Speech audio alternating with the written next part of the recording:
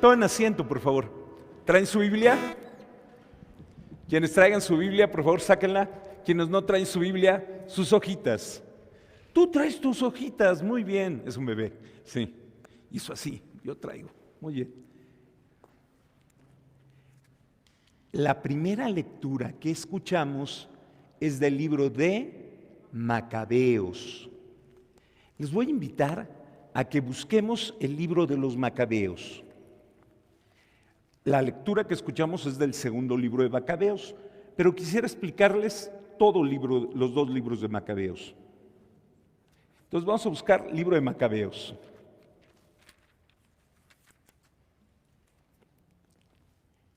Y quisiera explicarles. La Biblia tiene muchos géneros literarios. ¿Qué es un género literario? Todos nosotros hablamos y escribimos con géneros literarios. Voy a poner un ejemplo muy sencillo. Si yo les digo, estaba una vez Pepito con su maestra, ¿de qué voy a hablar? De chistes. Pepito es el personaje en México de los chistes. Y es un género literario. Todo lo que se me va a contar, cuando yo digo Pepito estaba con su maestra, sé que es un chiste. Bueno, los géneros literarios son formas de hablar y de estructurar para comunicarnos. La Biblia tiene muchos géneros literarios. Por ejemplo, cuando somos pequeños, en la escuela nos enseñan las fábulas. ¿Se acuerdan cuál es la característica de una fábula? Tiene una enseñanza. ¿Y quiénes son los personajes? Animalitos o seres de la naturaleza no humanos. La Biblia, por ejemplo, tiene fábulas. Tiene una fábula donde unos reyes, donde los árboles se juntan para elegir un rey. ¿Lo han leído alguna vez? Bueno, entonces esa es una fábula. ¿Por qué? Porque los árboles, por muy que estén en la Biblia, no se juntan solitos ni eligen reyes. Es una fábula. Y lo importante de la fábula es la moraleja, la enseñanza. Muy bien. Cada libro tiene distinto tipo de género, o a veces muchos géneros los libros de la Biblia. Hoy el libro de Macabeos es un libro, y ahí pueden anotarle en su Biblia los que traen su Biblia. Es una epopeya. El libro de Macabeos es una epopeya. ¿Qué significa que sea una epopeya? Yo anoto aquí epopeya.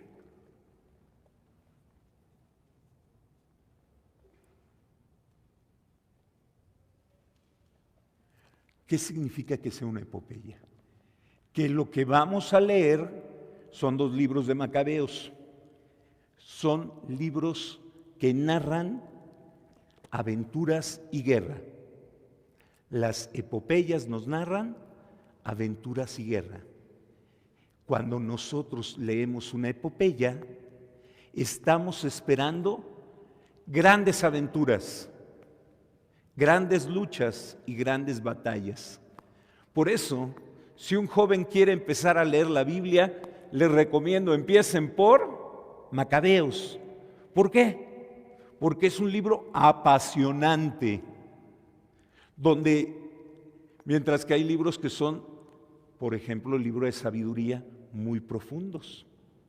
Si una persona grande quiere empezar a leer la Biblia, les diría, lean el libro de la sabiduría. ¿Por qué? Porque les va a ser más eco en su corazón. Mientras que a los jóvenes las epopeyas les gustan. Los jóvenes les gusta leer libros como El Señor de los Anillos, epopeyas, grandilocuentes, gigantes, cosas grandes. Entonces, el libro es un libro de guerra, de aventuras. ¿De quién? De una familia que guía al pueblo de Israel. La familia se apellida Macabeos. es un apellido. Cuando yo digo una fábula, por ejemplo, los árboles, sabemos que no es histórico. Los árboles nunca en la historia se han reunido a elegir un rey. Era una fábula. El libro de los Macabeos es un libro que nos narra una historia verdadera. Porque hay libros en la Biblia que son historias que tienen moraleja. No sucedieron, pero lo importante es la enseñanza. En el caso del libro de Macabeos, es un libro histórico. Sí pasaron los eventos que se narran ahí. Muy bien. Y les voy a dar el contexto todavía del libro de Macabeos. Antes de los romanos, todos sabemos que en la antigüedad los romanos fueron los grandes conquistadores. Antes que los romanos fueran los grandes conquistadores, hubo dos civilizaciones que pelearon, literalmente pelearon, dominar el mundo antiguo. ¿Quiénes eran? Los griegos y los persas. Y aunque nunca nos lo cuenten, los persas durante muchos siglos dominaron. Los persas dominaron a los griegos. Hay unas películas que los jóvenes quizá han visto, 300, donde se narran las aventuras de los griegos contra los persas. Lo que no se narra es que perdieron los griegos. Los que ganaron fueron los persas, esas guerras. Y termina destruyendo Atenas en la época de Pericles. Y durante mucho tiempo estuvieron en pleito estas dos civilizaciones. Y ese pleito fue muy importante históricamente hablando. ¿Por qué? Porque de Grecia hacia nosotros el mundo piensa como los griegos. Es decir, el mundo occidental, los occidentales, tú y yo somos occidentales, pensamos con categorías lógicas. La lógica es lo que mueve la vida de las personas. Tenemos categorías griegas. Nosotros somos greco-latinos, somos latinoamericanos, somos cristianos, pero somos de pensamiento griego. Mientras que lo que hoy es Irán e Irak, que era el antiguo Babilonia y Mesopotamia, y los persas, el mundo de ahí hacia Oriente, piensan místicamente. ¿Por qué? Porque los persas eran místicos. Entonces, el mundo oriental tiene una forma completamente distinta de qué pensar, como nuestro cerebro. Un lado es racional y otro es imaginativo. Bueno, el mundo es igual. Occidente es lógico, Oriente es místico. Porque los persas, nosotros cuando pensamos en los egipcios, pensamos en el faraón poderoso, pero el faraón poderoso le daba tributo al rey persa. Cuando pensamos en la India, pensamos en lugares extraordinariamente grandes y poderosos. Y los hindús le daban tributo al rey de Persia. Entonces, hubo un momento que los dos grandes imperios pelearon. ¿Cuándo acabó esta guerra? Con un gran hombre que incluso aparece en la Biblia, al inicio del libro de los Macabeos, Alejandro Magno, que fue un soldado. Y por supuesto, esta es una epopeya, se habla de Alejandro Magno. Alejandro Magno, ¿qué es lo que hizo? Él no era griego, era macedónico, griego para nosotros. Lo que hizo Alejandro Magno fue conquistar Persia. Y cuando conquista Persia, conquista todo el centro de Arabia, etcétera, conquista Egipto, conquista la India, porque todo estaba bajo el yugo de los persas. Entre los pueblos que estaban bajo el yugo de los persas estaba Israel. Pero los persas en un inicio fueron muy cercanos al pueblo de Israel. ¿Qué tan cercanos? Ciro el Grande y los grandes reyes persas dieron dinero para construir el templo de Jerusalén, el segundo templo, que había sido destruido. Va a haber 3 templos, el de Salomón, el que construyen ellos, y el tercero, que es el que conoce Jesús. Pero uno de los templos de Jerusalén lo construyeron los persas, que le tenían gran cariño al pueblo de Israel en algún momento, y lo apoyaron y respetaron su religión. El libro de los Macabeos nos narra cómo los griegos quisieron destruir la religión de Israel. 300 años antes de Cristo, llegan el ejército griego, que eran sumamente poderosos, dominaban Occidente y dominaban Oriente, e entran a Israel. Y uno de los generales de Alejandro Magno ya era rey, y destruye el altar de Dios y pone ídolos y impone la religión griega y la cultura griega.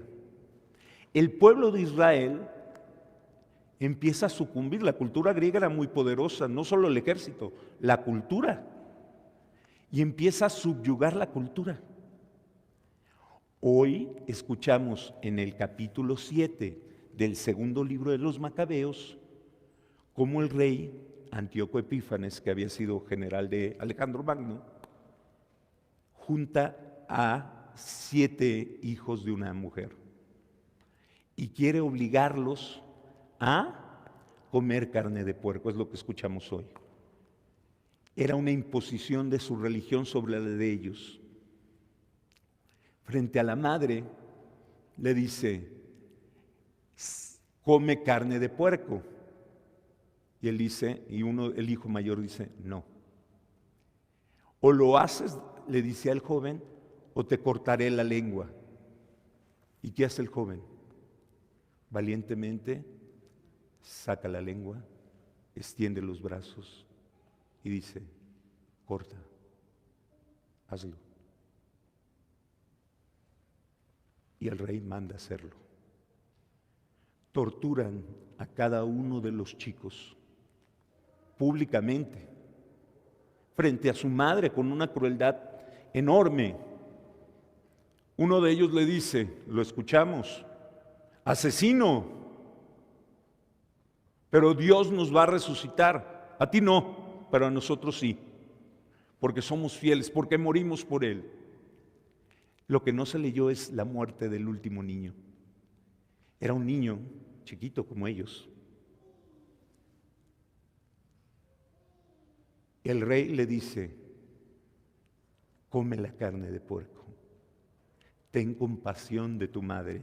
Le dice a su mamá: ten compasión, has perdido a todos tus hijos, ¿también quieres perder a este niño chiquito? Le daré riquezas, lo haré importante, le daré todo. La madre, después de haber visto 6 hijos torturados, imagínense una madre ver a sus hijos torturados, se acerca a su hijo pequeño y con lágrimas le dice: ten compasión de tu madre, tus hermanos han muerto, torturados. Y llorando le dice: ten compasión de mí, que no sé cómo entraste dentro de mí, pero Dios te formó. Y sé valiente y aprende del ejemplo de tus hermanos y no niegues tu fe. Y el niño, impulsado por la fuerza de su madre, enfrenta al rey. El asesinato de los 7 niños frente a su madre hizo que el levantamiento de los Macabeos Dicen los jóvenes hoy, spoiler, voy a contar al final de la historia. Vencen al ejército griego. No más para que nos imaginemos, es como si pensáramos que un país chiquitito expulsa a los americanos o a los chinos o a Rusia, que anda en eso, de su país. Los vencen. ¿Por qué? Por la fuerza y la integridad de fe. Y los expulsan a los griegos.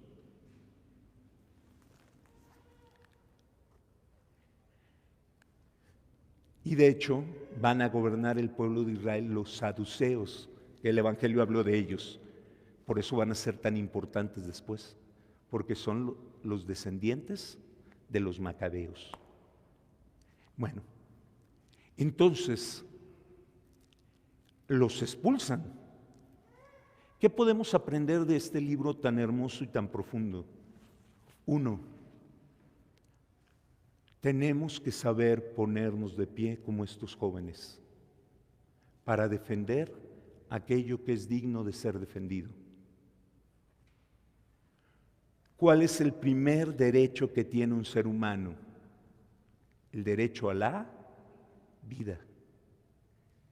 Esos hombres le negaban el derecho a vivir.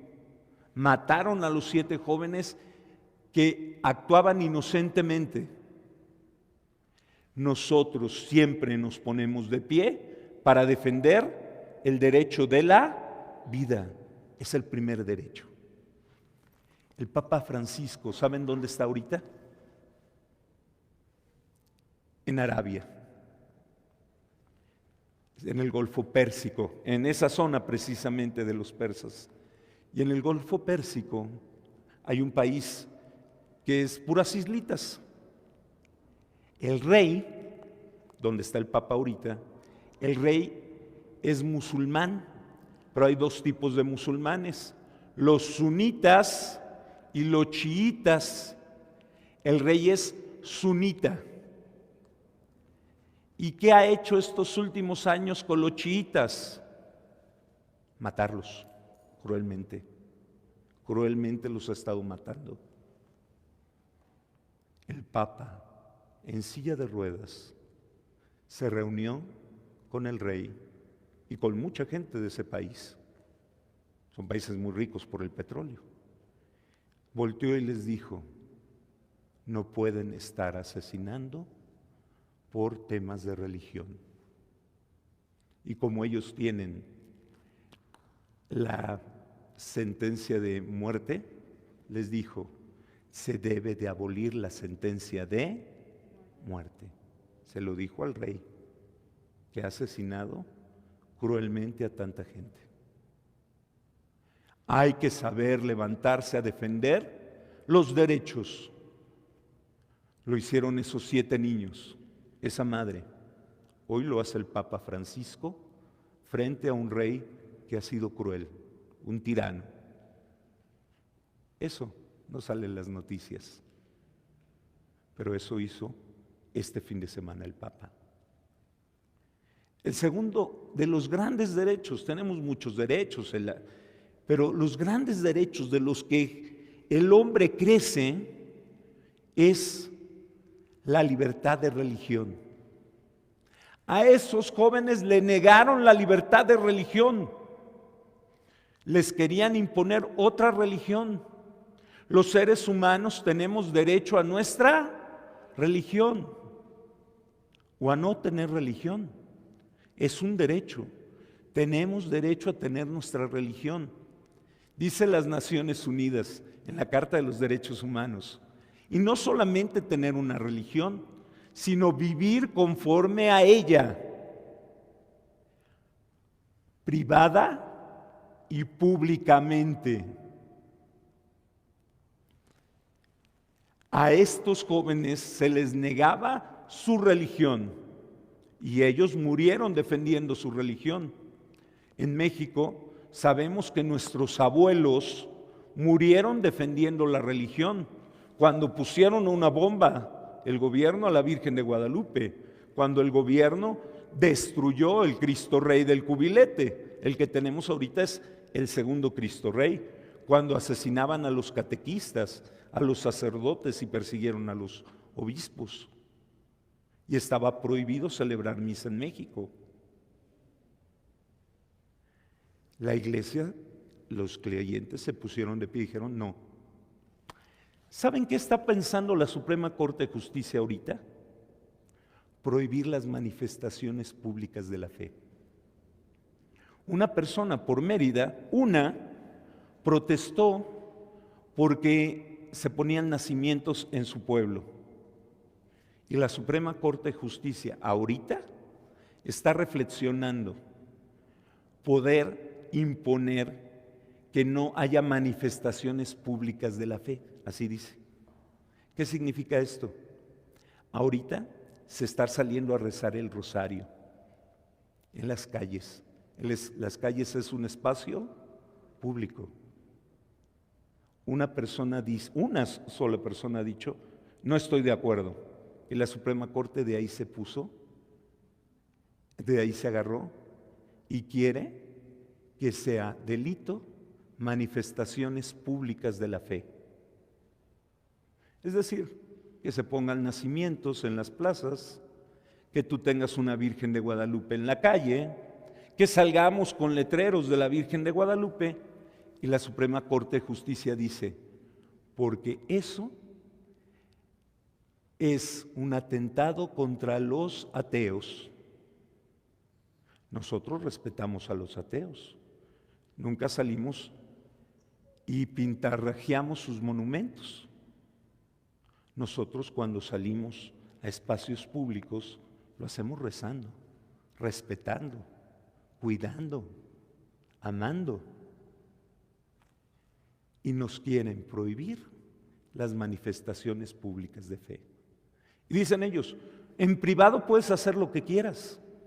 Es un derecho humano manifestar nuestra fe. Es un derecho humano, por ejemplo, que un testigo de Jehová toque la puerta y quiera hablar de su experiencia de Dios.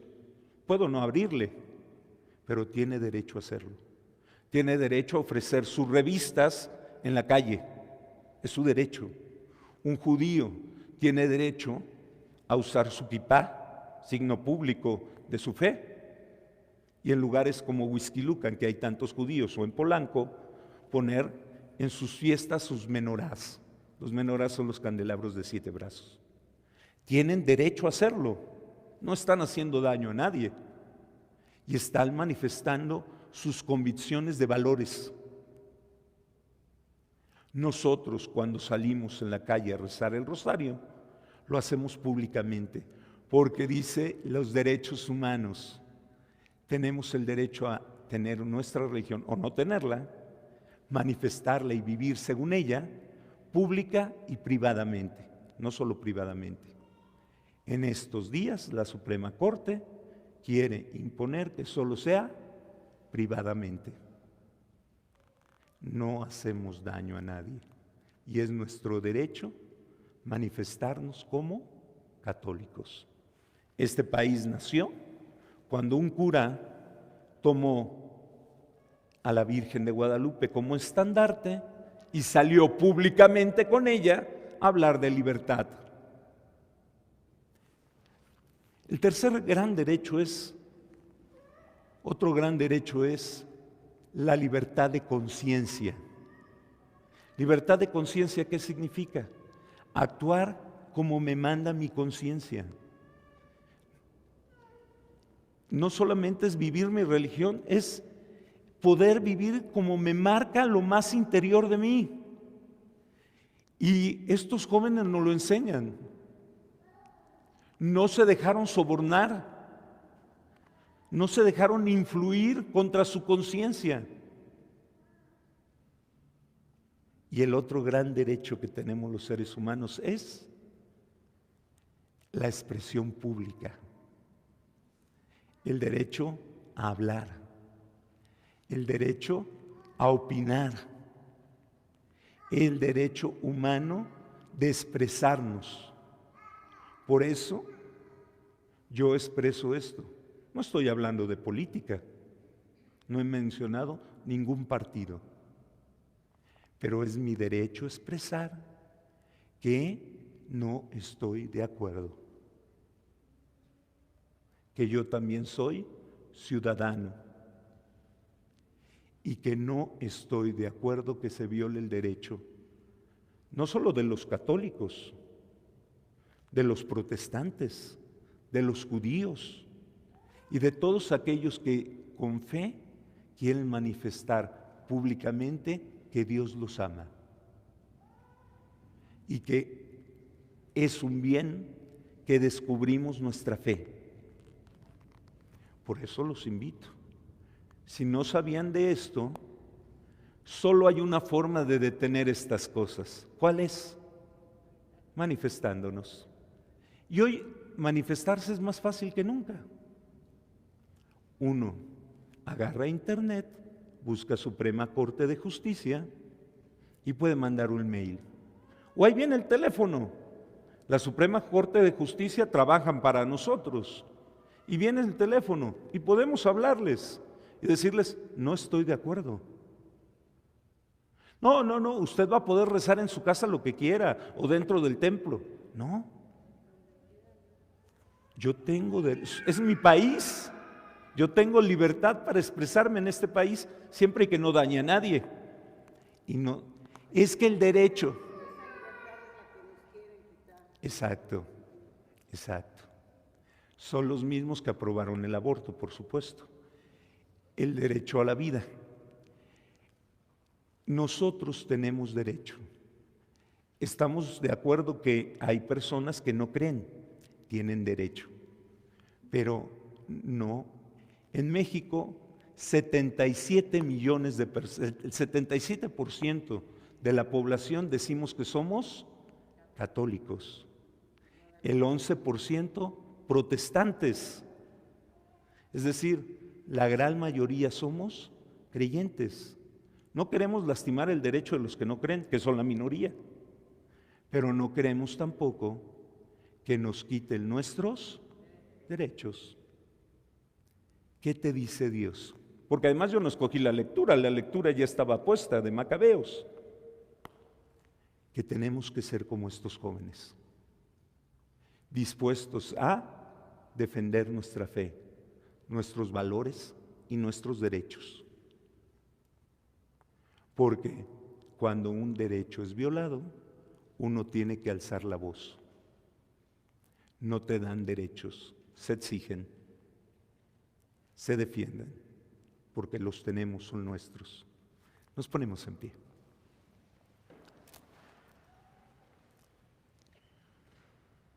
Hermanos, ¿creen en Dios Padre Todopoderoso, Creador del cielo y de la tierra? ¿Creen en Jesucristo, su único Hijo,